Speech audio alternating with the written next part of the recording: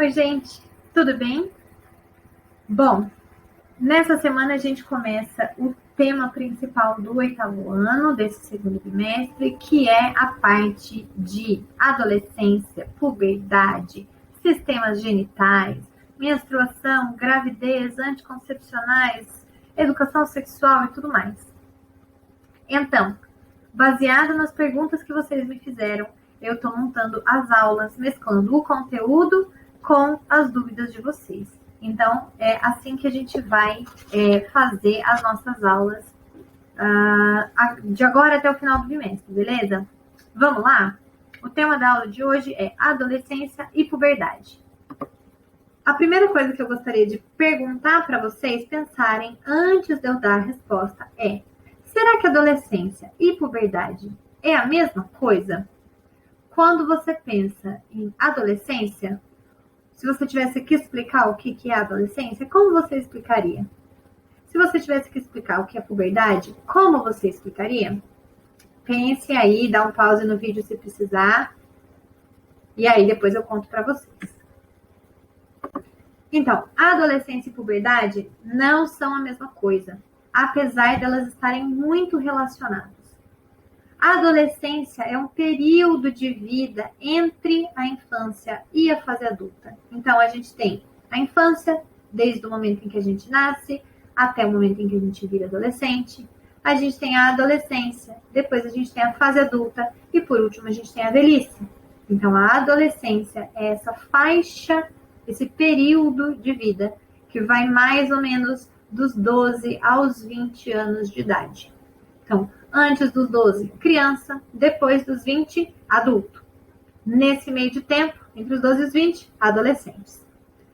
Puberdade, por outro lado, vai falar sobre os processos de amadurecimento sexual do corpo. Então, são as mudanças que acontecem no nosso corpo que diferenciam um adulto de uma criança. Então, o corpo e o jeito e as funções do corpo de uma criança são diferentes da do adulto. E a puberdade é esse período de transição, de mudança, de amadurecimento. Então, é o período um dos períodos da vida onde o nosso corpo mais cresce e mais muda. Além da puberdade, o nosso corpo mais cresce e mais muda quando a gente ainda está lá na barriga da nossa mãe. Então, durante a gestação. Depois que a gente nasce, o próximo período de intensa mudança e crescimento é a puberdade. E é aí que vão começar a aparecer os sinais da puberdade, certo? Então, quais são esses sinais? Aqui a gente tem dois gráficos muito legais. De um lado, a gente tem sinais da puberdade que acontecem no geral com as meninas e do outro com os meninos.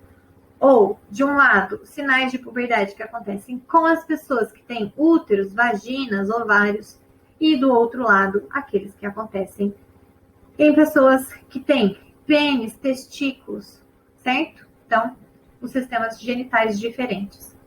Por que isso está relacionado, né? Por que esses sinais se relacionam ao tipo de genitália da pessoa?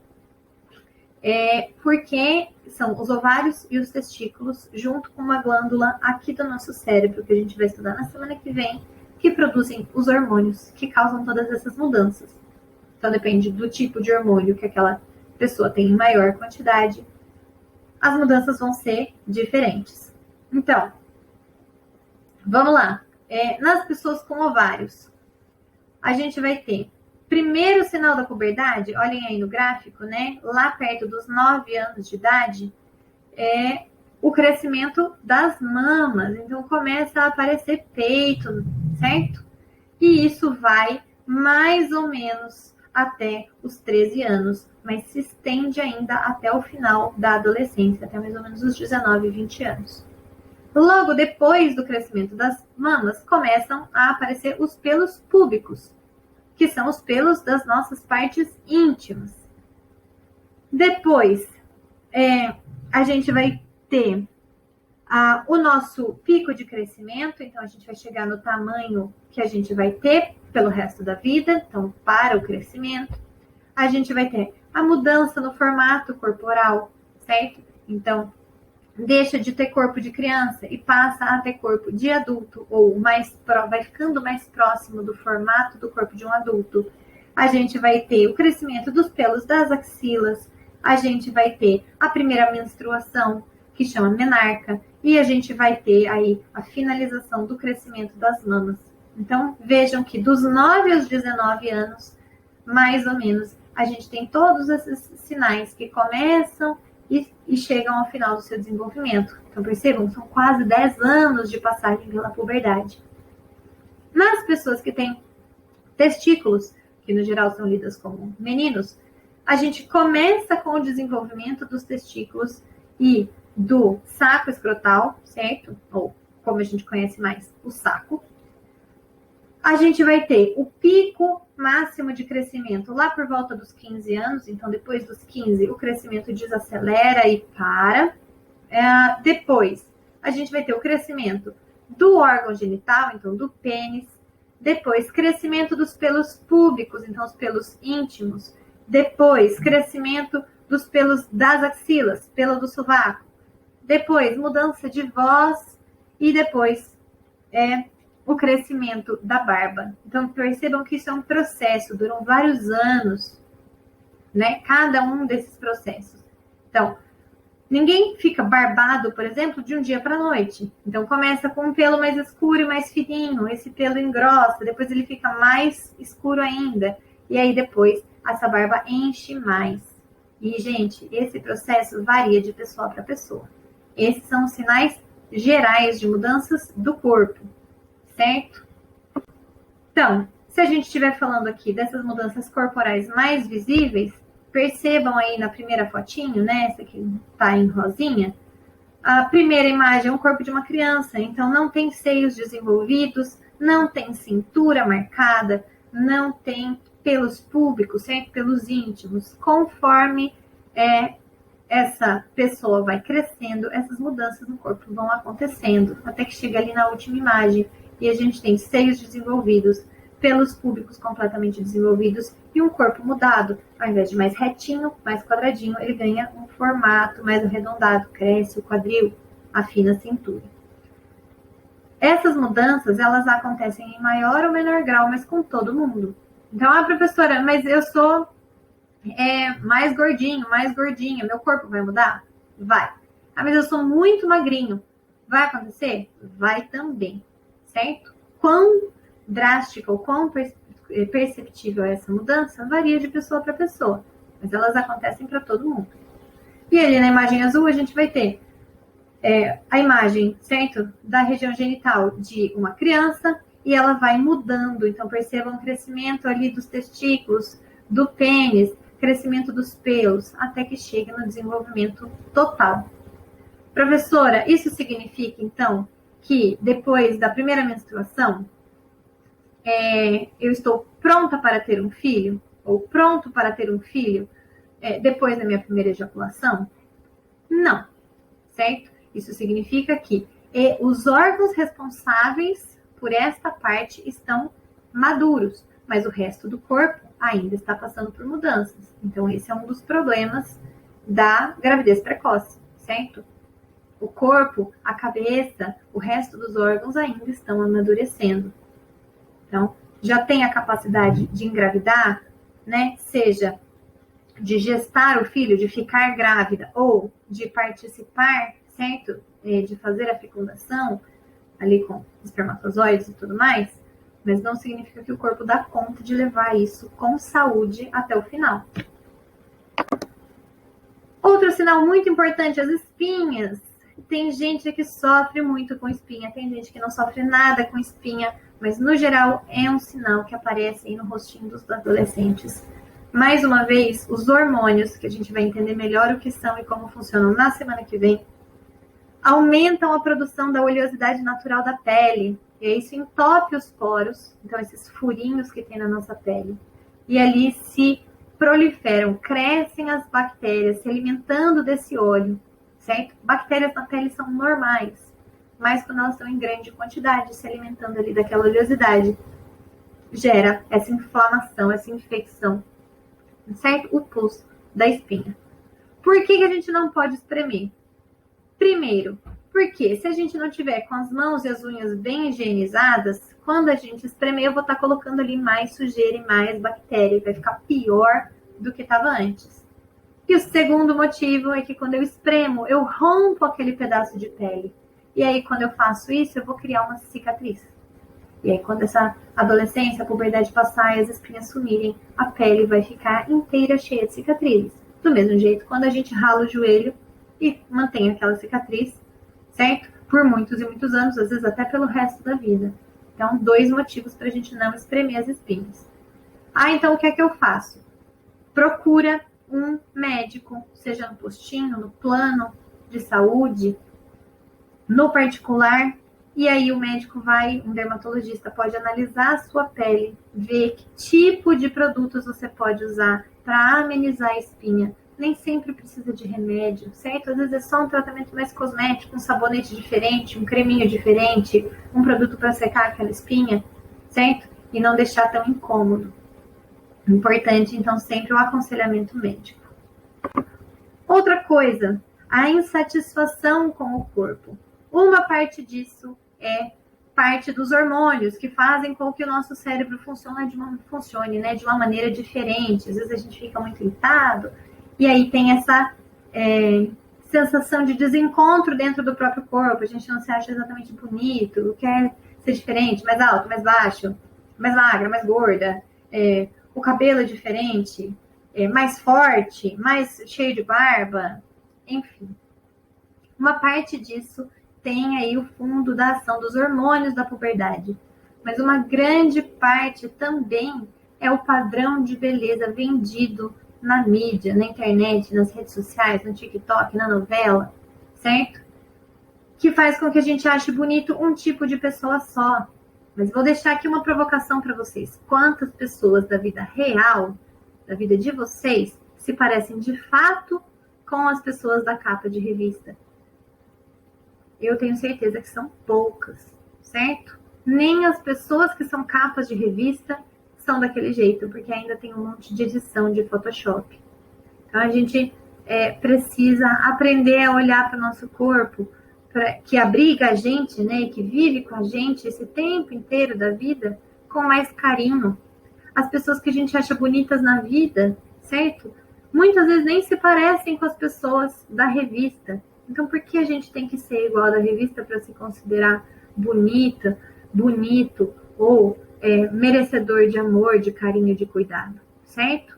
Não, todos os corpos são bonitos, todos os corpos são válidos e eles merecem carinho e amor dos outros e nossos mesmos, certo? Então, é importante que vocês pensem, por que eu não consigo achar esse look, essa estética, esse jeito de se parecer bonito, certo? Da onde veio essa ideia? Quem foi que me disse que isso não é bonito? E por quê? Bom, as mudanças de humor também são uma característica da adolescência. A gente fica mais irritado, briga com as pessoas, às vezes chora, se sente cansado, é difícil.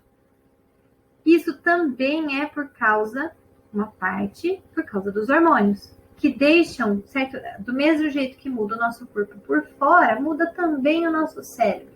E aí, enquanto o nosso cérebro está terminando de se formar, enquanto ele está terminando de chegar ali no máximo do seu desenvolvimento, essas mudanças de humor acontecem. E aí, como é que a gente faz para lidar?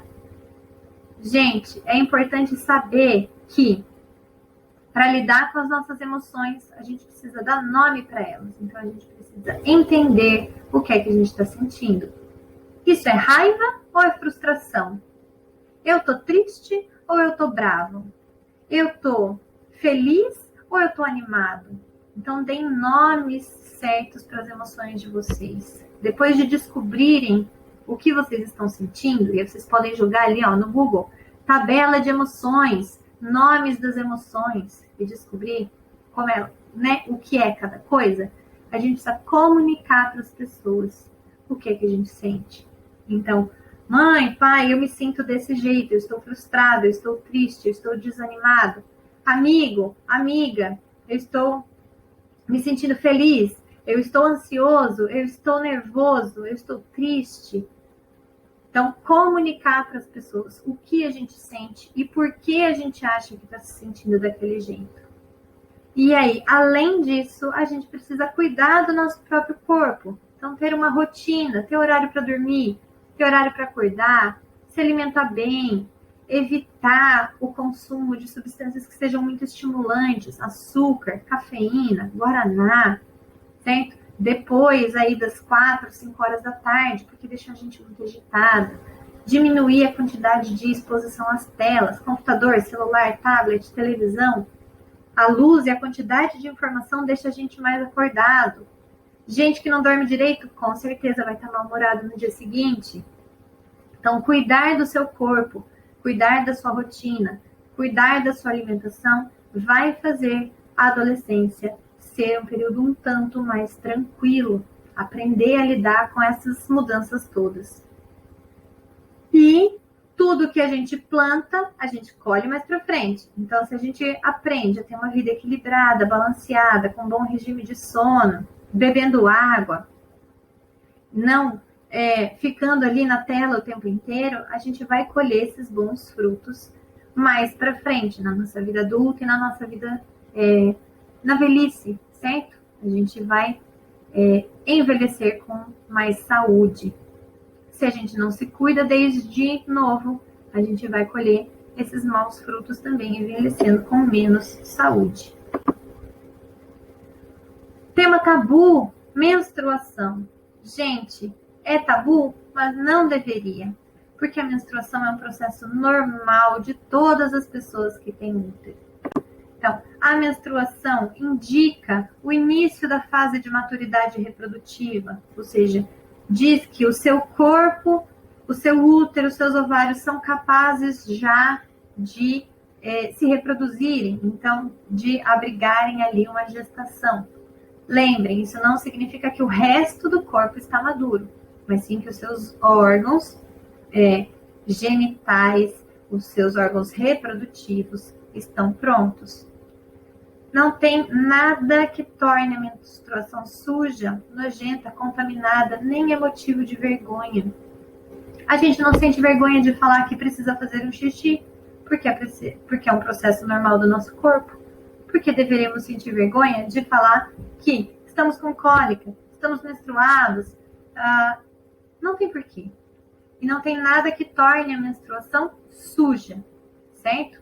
Então, a gente perde, em média, de 10 a 25 ml de sangue, o que é tipo um fundinho assim de um copo de requeijão de sangue.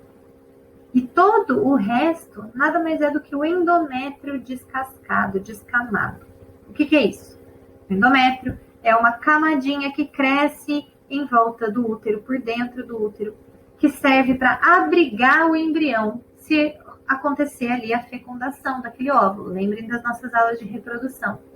Se acontecer uma fecundação, aquele zigotinho precisa se desenvolver e ele se desenvolve abrigado ali nesse endométrio, nessa camada que cresce no útero. Se não acontece uma gravidez, se não acontece a fecundação, essa camada precisa ser renovada. Então, o nosso corpo descama ela, joga ela fora para poder reconstruir outra ao longo do próximo mais ou menos um mês. E é essa descamação, esse endométrio que se descola do nosso útero, que é a maior parte da menstruação. Ele se descola e vai se desfazendo. Então tem esse visual que parece sangue, mas de sangue mesmo é bem pouquinho. Então a gente não perde litros de sangue, não, é bem pouquinho. E faz parte do nosso ciclo menstrual, que a gente vai ver na semana que vem. Como então a gente lida com a menstruação? A gente precisa escolher método, certo? Que tipo de absorvente usar? Ele vai ser descartável? Ele vai ser reutilizável? Ele vai ser interno? Ele vai ser externo? Então, a gente precisa saber quais são as opções para poder fazer boas escolhas.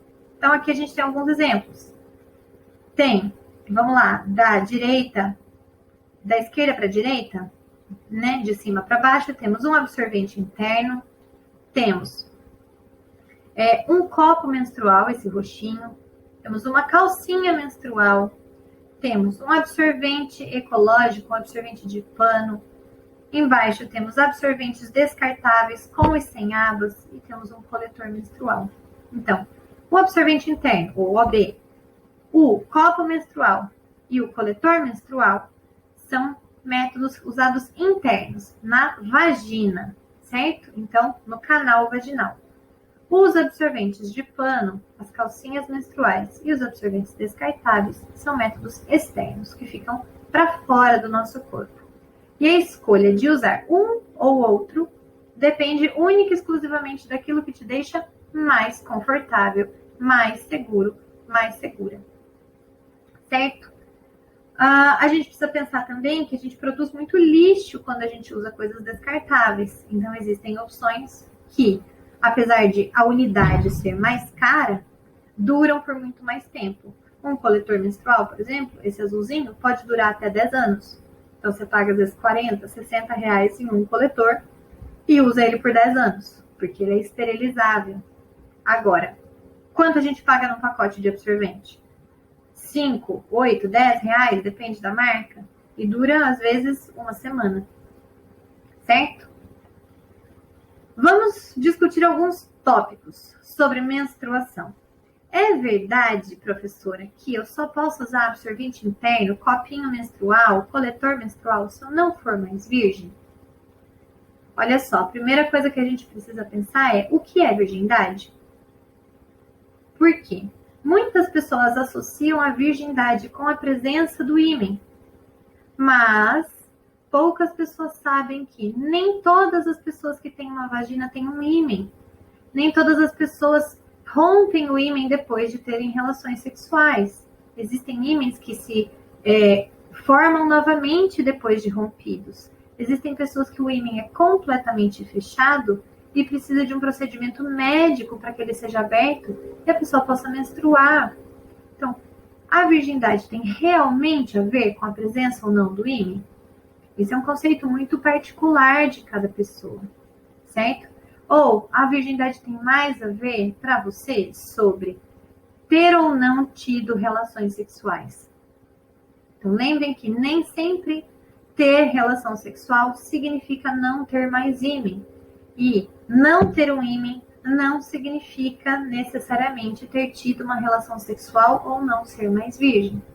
Então, não há nenhuma justificativa biológica do seu corpo para que uma pessoa que nunca tenha tido uma relação sexual não possa usar absorvente interno, ou copinhos menstruais, ou coletores menstruais. Então, é preciso que vocês descubram aquilo que deixa vocês mais confortáveis. Certo?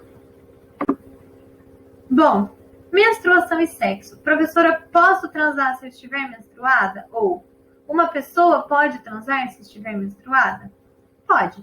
Não tem nada que impeça ela. Não faz mal, não é sujo, não vai deixar ninguém doente. Nada disso, certo? É importante sempre o sexo com preservativos. Porque previne, além de gravidez, também das ISTs, também que a gente conhecia como DSTs antes. Então, pode? Pode. Não vai fazer mal para ninguém, nem para você, nem para o seu parceiro ou para sua parceira. Posso engravidar se eu fizer sexo estando menstruada? Pode.